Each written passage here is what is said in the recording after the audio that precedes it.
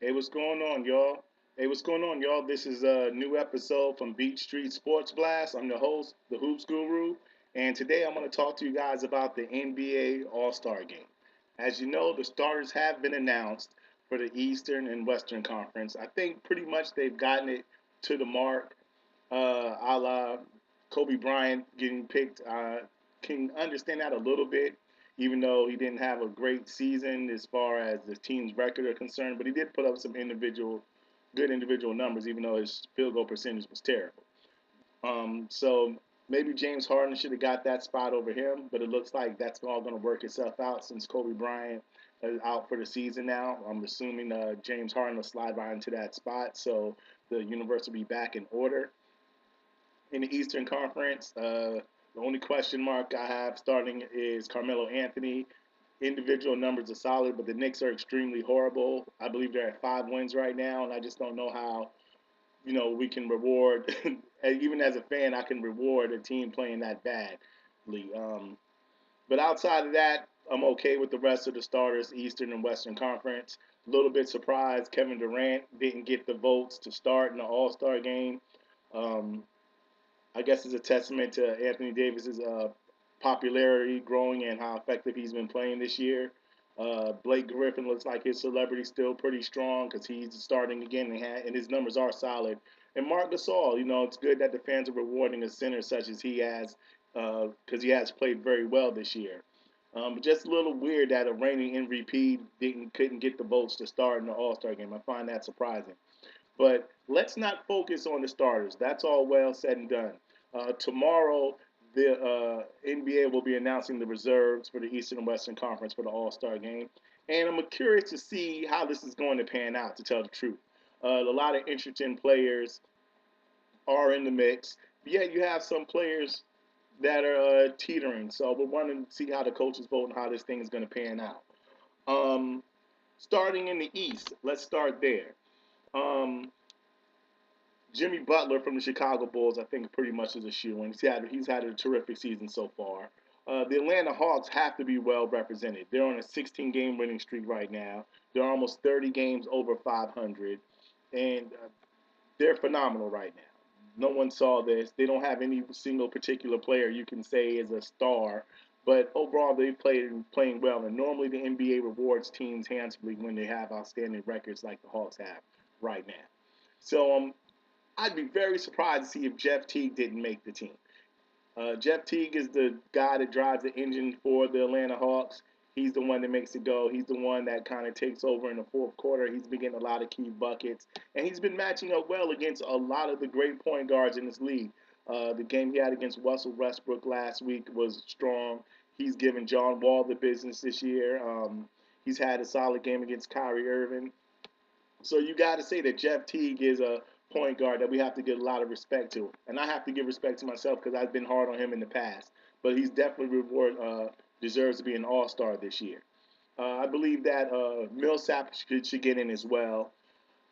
They may have a third one in Horford. I'm not sure. I think Horford or Kyle Korver can get in. I mean, Kyle Korver is doing the 90-50-50 thing right now. If he does that for a season, that'll be the first person that ever did that, which is 90 from the free throw line, 50% from the field, regular field 2 point land, and 50% from 3 point land. So that should get a lot of consideration, but he is in a 3 point shootout, so he will be part of All Star weekend. So I wouldn't be surprised if he doesn't get picked and Horford gets picked.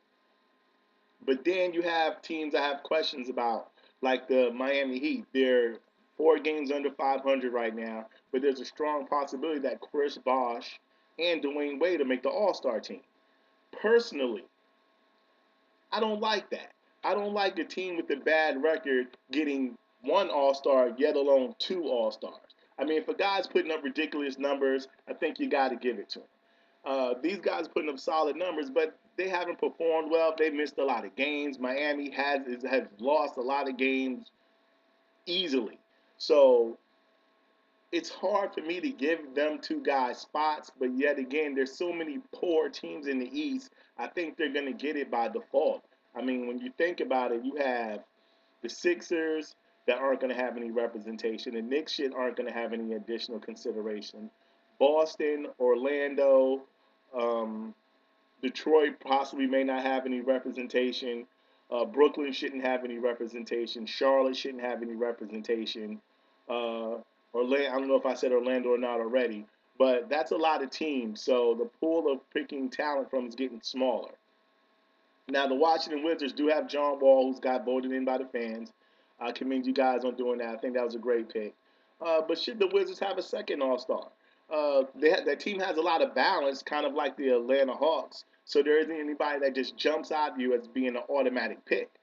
But to me, if the Miami Heat have two All Stars and the Wizards have one, I'd look at that kind of funny as well because right now the Wizards are 11 games ahead of Miami in the standings.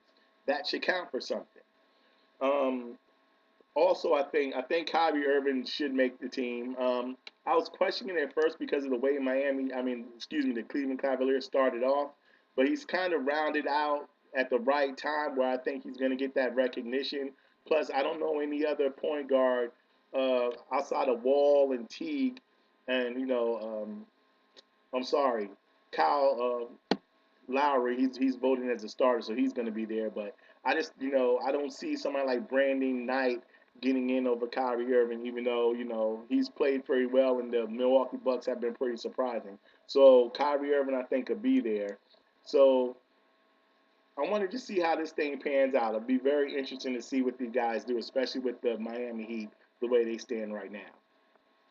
Now let's go over to the Western Conference because this is where it gets very, very tricky. As I stated earlier, um, James Harden, he should be a shoe in. I predict he'll be the guy replacing Kobe Bryant. So now we have our five starters. We got to pick seven bench players. And there's a lot of guys that are in the running right now. Let me run you through some things and let me see if we can get an idea of a feel of the pressure that these coaches are going to have when they pick their subs. Um, let's start with Dwight Howard. He's averaging 16 and 11 rebounds, and he's missed a few games here and there. But the Houston Rockets are sitting pretty on top of the Western Conference. They're, I believe, a top four team, so he's going to get some consideration. Dirk Nowitzki, he's averaging 18 points, 6 boards, and Dallas is also a team that's been playing pretty strong at the beginning of this season as well. Monte Ellis to me should be a shoe in. I know the Western Conference is guard heavy, but Monte has been playing fantastic ball. He's leading Dallas in scoring. He's averaging 2 steals a game, and he's been one of the driving forces why Dallas has been playing well this year so far. So I'm really leaning hard towards him getting on the squad. Mike Conley, I think he should make it too. He probably won't because a lot of people don't really. He's kind of like in that Jeff Teague round where people don't really know a lot about him or don't really recognize his accomplishments. But he was playing very good ball at the beginning of the season, tapered off a little bit, but still been playing very good ball for the Memphis Grizzlies. Excuse me. He's averaging 17 points, almost 6 assists a game. And like I said, he's playing out in the Western Conference against quality point guards, and he's been handling his own and putting his team right smack dab in the leading portion of that conference. Um, Chris Paul, you know, kind of a main staple. He's been doing it for a while, and even though the Clippers they have a winning record, I thought their record would be a lot stronger than it is right now. But the guy's averaging 17 points and almost 10 assists. Let's just say 10 assists, 9.8. So Chris Paul's got to be there. I'm thinking. You have Damian Lillard and LaMarcus Aldridge in Portland. With their record, I don't see how both of those guys don't make it as well. Uh, Aldridge is fighting off that elbow injury. Look like he's going to play through it, so he's going to be healthy enough to play. So I think he should be there. Um, Klay Thompson, that's a given. He's on. So really, all these other guys are fighting for 6 spots because Klay Thompson should be automatic. Golden State's killing. He's been on fire. That's not debatable. Um, then we also have DeMarcus Cousins. Yeah, the Sacramento Kings record isn't great, but the guy's averaging 24 points, 12 rebounds, and 2 blocks. And he's been a beast with Sacramento. He was hurt for a little while, but he had a viral infection or something like that. But when he's on the court, he's been a monster. And a lot of he has a little stigma at times with himself, but hey, let's give this man his credit. He's been playing phenomenal ball. He needs to be on the team. You know, we got to reward this man. He's been working hard, and he's been hands down the best center in the West. Even though Gasol's on the better team and has put up numbers, but if I'm picking a squad in the center, the way it's been going right now, I'm going with Boogie Cousins. That guy's been playing some strong ball right now. He really needs to get on this All Star team this year. And last, there's two other the guards from Portland, Dragic and Bledsoe. They've both been playing great. They're both averaging close to 17 points, close to 5 assists a game. And they're in the playoff hunt. They're fighting off the Oklahoma City Thunder right now. And there's a possibility those guys make it. And if they don't, they'll definitely have a winning record at the end of the season when it's said and done. So right now, I wouldn't be surprised if Dragic or Bledsoe made it. Neither one of them probably will. I don't think they're celebrities high enough for a lot of these coaches, but they should get some heavy consideration. The crazy part is when this is all said and done, I haven't mentioned really any San Antonio Spurs. Even though they're a balanced team, their record's not as strong as it was the last few years, but it is the Spurs. You know, that team normally should have some form of representation from the All Star game. So I haven't mentioned one of them. And Kevin Durant and Russell Westbrook. They both missed a lot of games this year. The teams won game over 500 in the West. They're still looking up in the conference as far as making the playoffs. Does the reigning MVP miss the All Star game? He's had a few solid, strong games when he's been healthy this year, yes. But Durant has missed a lot of games this year, so it's going to be interesting to me as well to see how the coaches respond. Do they give him the nod for his track record, or are they going to give him a nod for the performance he had this year? So let me know what you guys think. Leave your comments. You can write your list of reserves. You can write where you think I was wrong. You can write where you think I was right or wrong. Hopefully, you think I was right.